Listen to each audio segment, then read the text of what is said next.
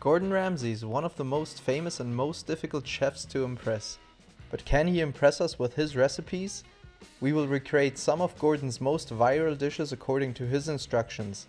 Let's see how they actually turn out at home. Today we will take Gordons Eggs Benedikt to the test. It didn't turn out the way it looks like on Gordon's video, so let's see if it is even better or if Gordon's instructions need a little sharpening. Gordon uses English muffins, puts some crispy Parma ham on it and prepares the perfect poached egg and tops everything with a homemade Sauce Hollandaise. His final result looks mouth-watering. So let's see if we can do the same by following his instructions. First we will prepare the Sauce Hollandaise. For this we need a pan with boiling water and a bowl which we can put on top of the pan. Gordon starts by melting some butter. In the meantime he prepares the egg whites and puts the egg yolk in the bowl. He adds some vinegar and puts the bowl over the boiling water and starts whisking. Once a creamy texture is reached, add a few tablespoons of butter. Keep on whisking and then add the rest of the butter. The resulting hollandaise looks very nice and creamy, at least at the moment. Gordon recommends to let the sauce sit in the bowl over the warm water bath. Let's move on to prepare the ham. Gordon uses Parma ham instead of bacon and fries it to crispy perfection in a pan with lots of olive oil. Remove the ham from the pan and put it aside to rest. Gordon reuses the same pan and adds more olive oil to toast the English muffin. This allows the bread to soak up the yummy Parma flavor contained in the oil. While the bread is toasting, we prepare the water for poaching the egg. Gordon recommends to add salt and vinegar to the water so that the egg white can immediately set when it touches the water. He lets the water come to a boil and then lowers the temperature so that the water remains hot but isn't boiling. He puts the egg in an extra little cup, spins the water around to create a little vortex and lets the egg gently float into the water. According to Gordon, the vortex helps the egg white to form around the egg yolk. According to the instructions, the eggs should be finished when they start rising to the top of the water. Not sure about this, but we will do the same thing and wait until our eggs float on top of the water, take them out and rest them onto a tissue paper so that the tissue paper soaks up the remaining water.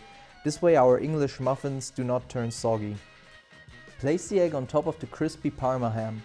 And finally add the Sauce Hollandaise. Unfortunately, while we were preparing the ham and the egg, our sauce separated and turned greasy. So apparently something didn't go according to plan, even though we followed Gordon's exact instructions. But let's try the Eggs Benedikt first. The overall result looks nice, except for the sauce. But these are just the looks from the outside. When we poke the egg and look on the inside, the yolk has already turned solid, which is a shame and is not what you're craving by now. So Gordon's recommendation to wait for the eggs to rise to the top of the water before removing them is not a reliable indicator of the egg's finish. Summarizing the overall result following Gordon's instructions, the taste is good, especially the Parma ham is a good recommendation. But the sauce definitely did not turn out the way Gordon showed it, and also the instructions for the poached egg are too vague. But we are not here to criticize, as the overall concept and taste is good. So let's do this again with some more detailed instructions on how to get the perfect sauce hollandaise without any risk of the sauce separating. We also will show you how to poach our eggs in order to get the perfect and reproducible result. Let's start with the sauce hollandaise. Gordon only uses lemon, white wine vinegar and salt to spice up the sauce. We want more flavor, so the original sauce is made with a white wine reduction, so let's do this.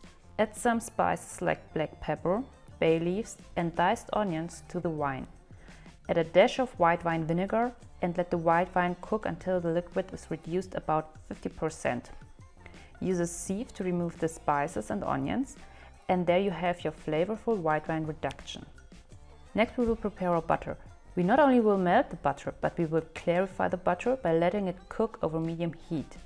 We want to remove all water, and also we want to separate the fat from the whey, as we only want to use the fat. Be careful, we do not want to brown the butter. Next we will need our pot and a bowl, like in Gordon's recipe. In our pot we have some boiling water, and it is important that the water is boiling to have enough heat, but it is also important that the water does not touch the bowl.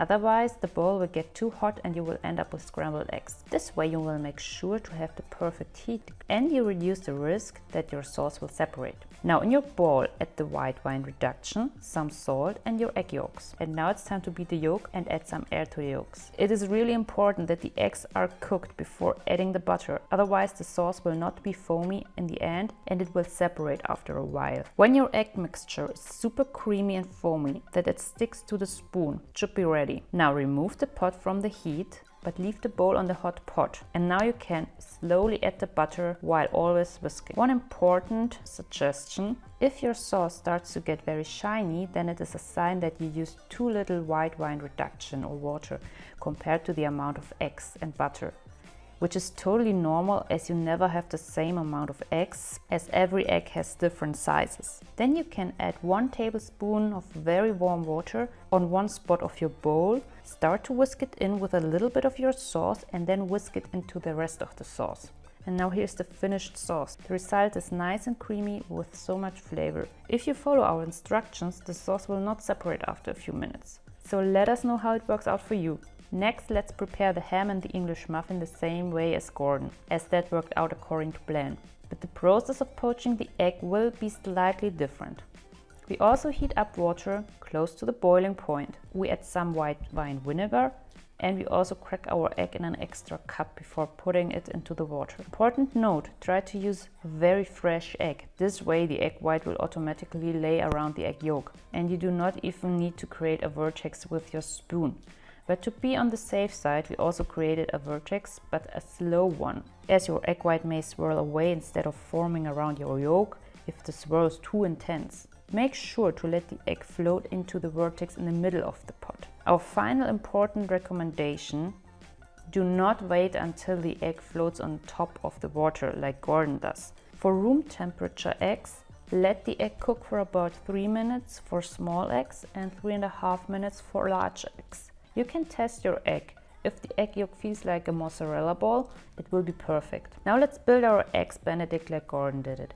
And here we have it, the perfect and foolproof sauce hollandaise and poached egg for an eggs Benedict.